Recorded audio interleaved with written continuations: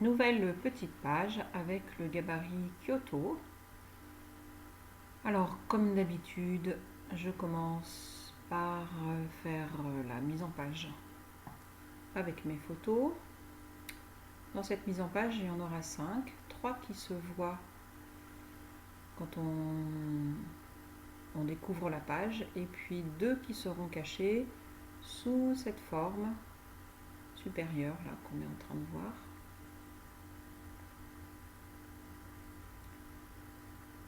Alors, vous voyez que je trace l'intérieur de ma forme pour pouvoir faire une forme parallèle, enfin un trait parallèle à celui-là. Alors, il y a différentes techniques, soit je cherche une courbe similaire, soit je décale mon gabarit. Là, j'ajuste juste à la pointe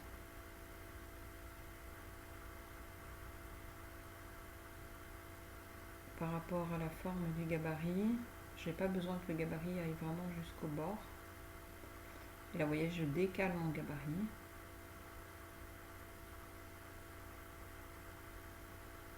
Voilà. Donc ça sera une des photos qui sera à l'intérieur. Ça va être un petit feuillet qui se soulève. Donc j'ajuste la photo pour que la courbe qui se retrouve en haut à droite, comme j'ai basculé mon gabarit, cette courbe-là ne vienne pas enlever des éléments importants de la photo. Et ça sera celle qui sera au fond. Si c'est pas très clair, vous allez comprendre après. Voilà, à nouveau je décale juste mon gabarit, j'ai oublié de tracer à droite.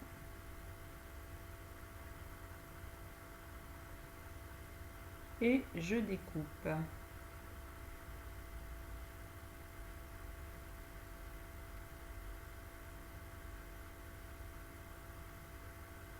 Là, je n'ai pas découpé la ligne horizontale supérieure puisque je vais faire un pli. C'est avec ma photo que je vais faire le pli de mon petit album animé en quelque sorte. Enfin, c'est même pas un album, hein, c'est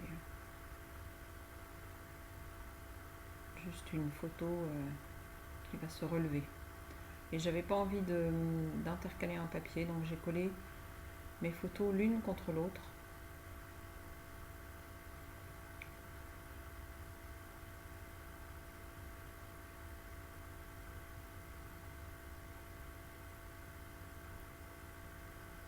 Avec mon plioir, je vais marquer mon pli.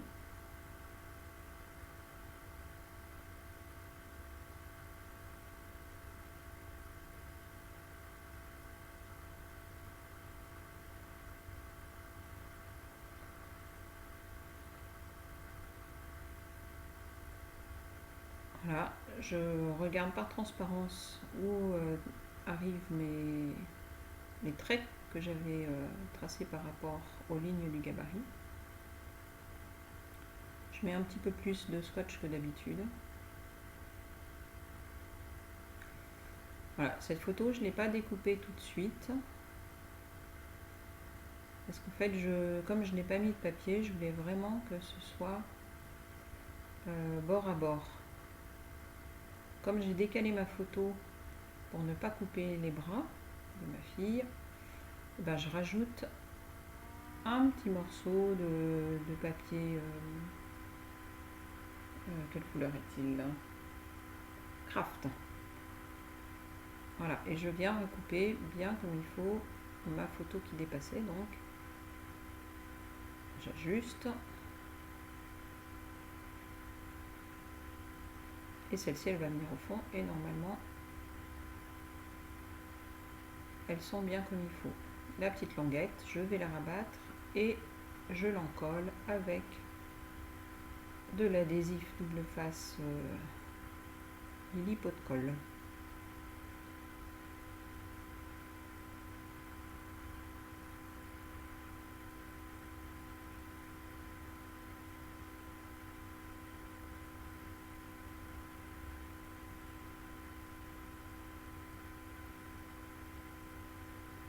Et voilà mon petit système.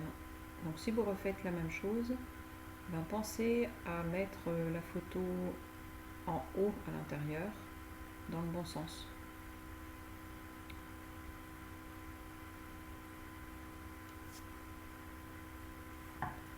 J'en colle l'ensemble.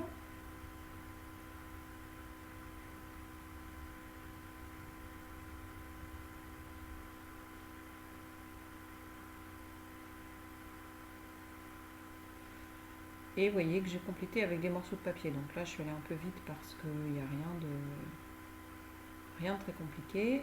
Je vais juste faire quelques aplats d'encre avec les brosses sur mes deux formes jaune paille.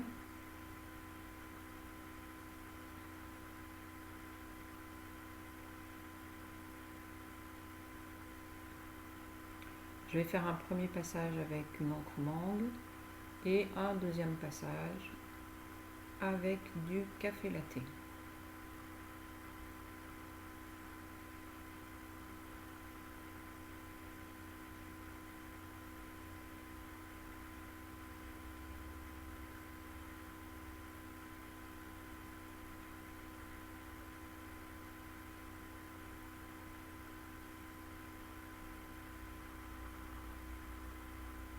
Maintenant, je vais venir faire des aplats d'encre autour de ma composition.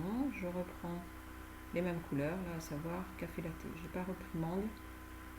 J'étais sur une page craft. Donc là, juste café latte, ça suffisait.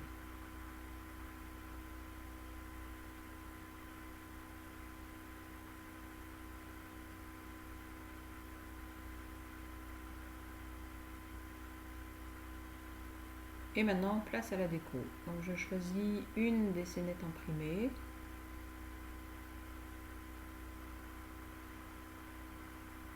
C'est celles qui sont avec un rond tronqué. Donc je prends la perfo correspondante. Je crois que c'est la 3,8. Et je vais venir faire un système de flippette pour tenir mon mini album, je ne sais pas bien comment l'appeler. Cette déco, je la remets sur un rond un peu plus large de 5 cm, toujours avec mon jaune paille, que j'ancre de la même façon que j'ai ancré les papiers unis.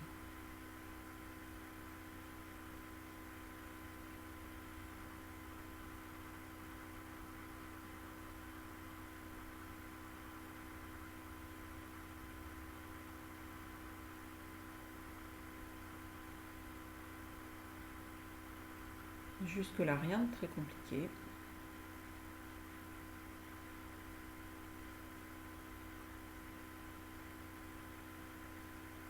Je viens noter le trou pour que ma flippette puisse bien pivoter. Bon, j'ai oublié de faire en même temps la page, donc je recommence. Et je mets une attache parisienne qui dépasse sur l'arrière de la page, mais je mettrai une photo ou un papier. Je découpe une deuxième scénette de la planche, cette fois les scénettes un peu allongées, et je vais utiliser juste les éventails.